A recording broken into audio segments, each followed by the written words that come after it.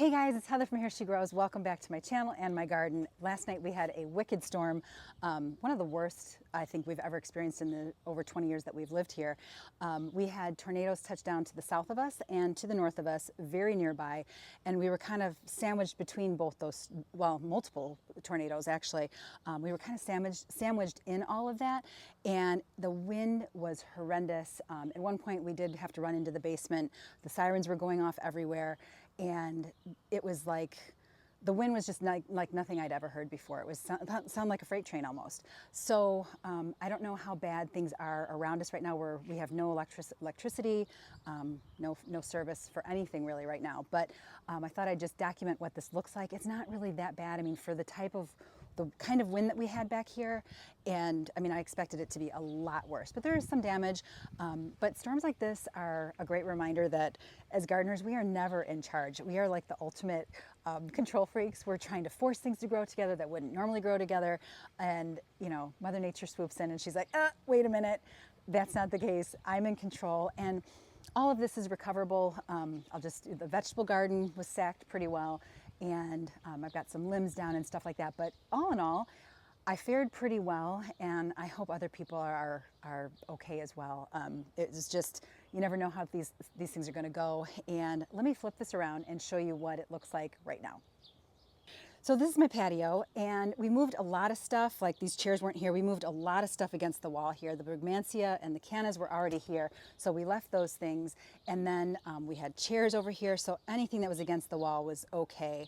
And honestly, I'm really surprised at how this container did. This is a hanging planter. I've never done dahlias in a hanging basket before, and it looks a little beaten up, but compared to, I mean, I was figuring it was going to just be a mess when I came out here, and it doesn't look so bad.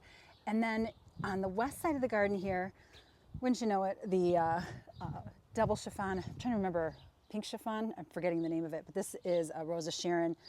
She just started opening. I've got some dahlias that I did stake kind of haphazardly, and they got smushed, but I'll correct everything and fix all of this. Oh, and then my kufia. That's also something that to consider for next year. These are kufias. These are new from Proven Winners. And the kufia, and I'm not remember the name. Let me see, what is the name of this one? And I do want to give you guys a tour, a garden tour soon, once I get this cleaned up too, but I figured I'd show you. This is Totally Tempted Richly Red Kufia, huge pollinator magnet. So I have the red over in this bed here, and everything for the most part looks okay in this area. And over here as well.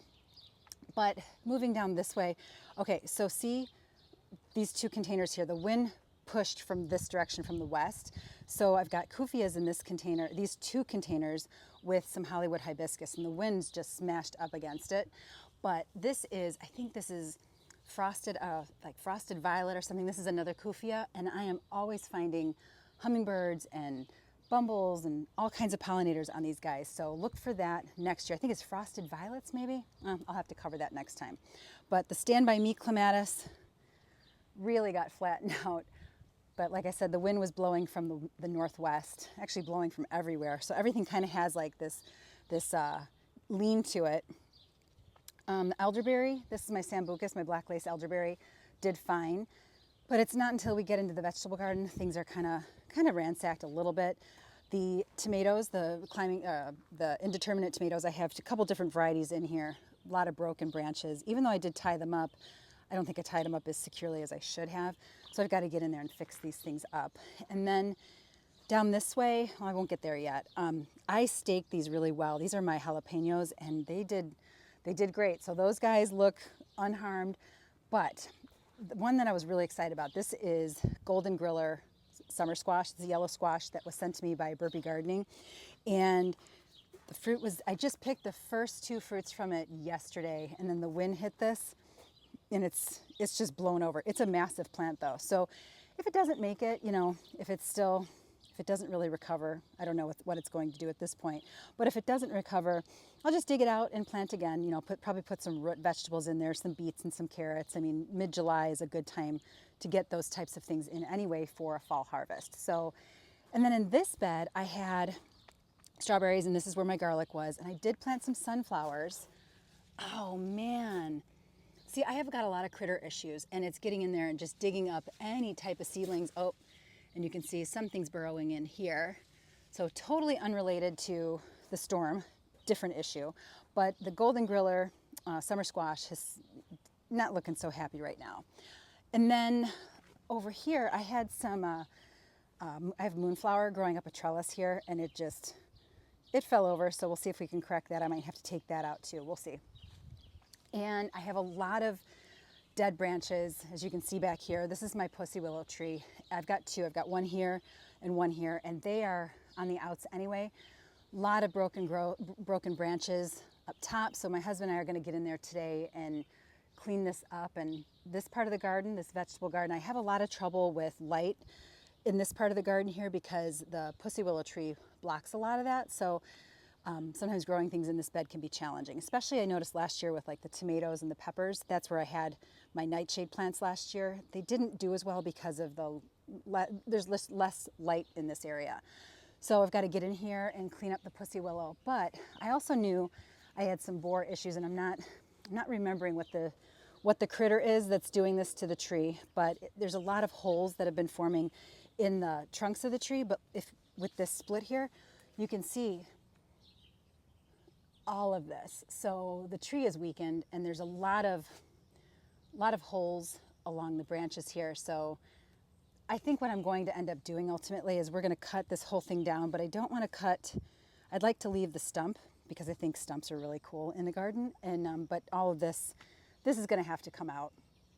So that, all in all, I don't think we did that bad. I mean, it's all fixable for the most part, and these are things that are, you know, when you have big storms like that too, anything that's weak is going to be damaged because it just does not have the ability to withstand 80-mile-an-hour winds, which is what we had last night. So moving this way, all the Shasta daisies are blown too. But moving this way, this is the east side of the garden, but look at the banana plant. Just huge. This is my hardy banana. This is my musabaju hardy banana. Doesn't seem to be bothered at all.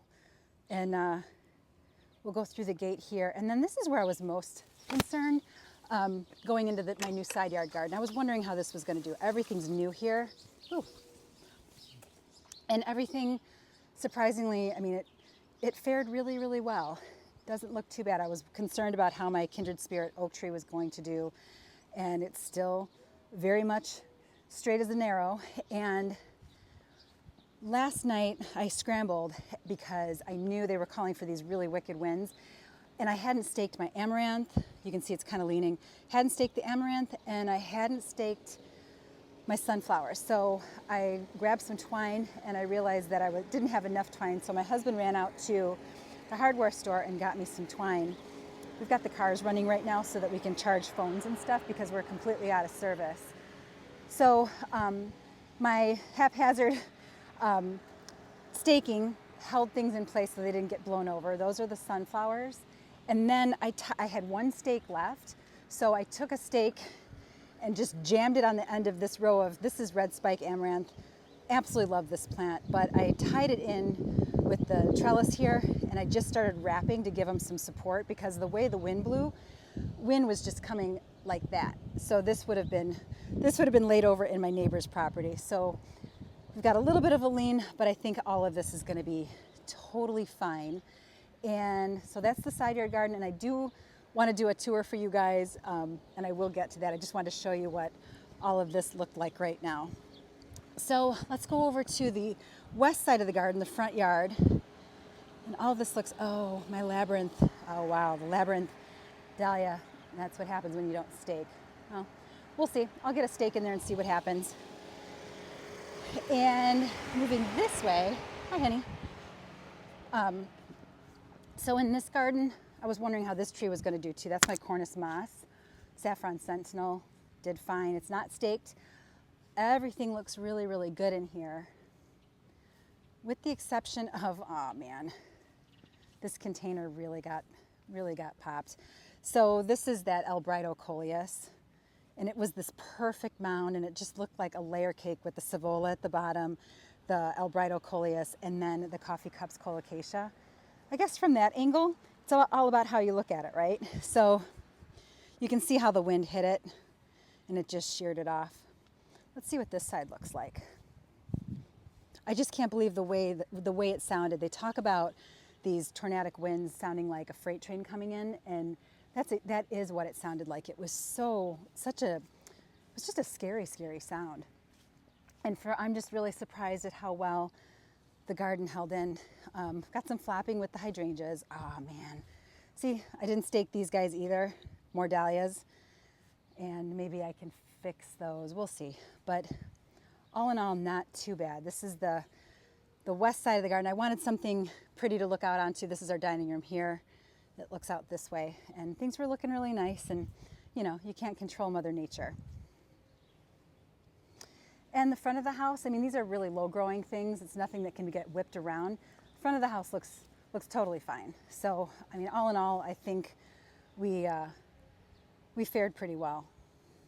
So we've gotten alerts that we're not going to have electrical service maybe until tomorrow. So hopefully that's not the case, but we are in the process of, we're going to be emptying our freezer. And wouldn't you know, I just did grocery shopping yesterday morning as well. So the fridge was packed, freezer's packed.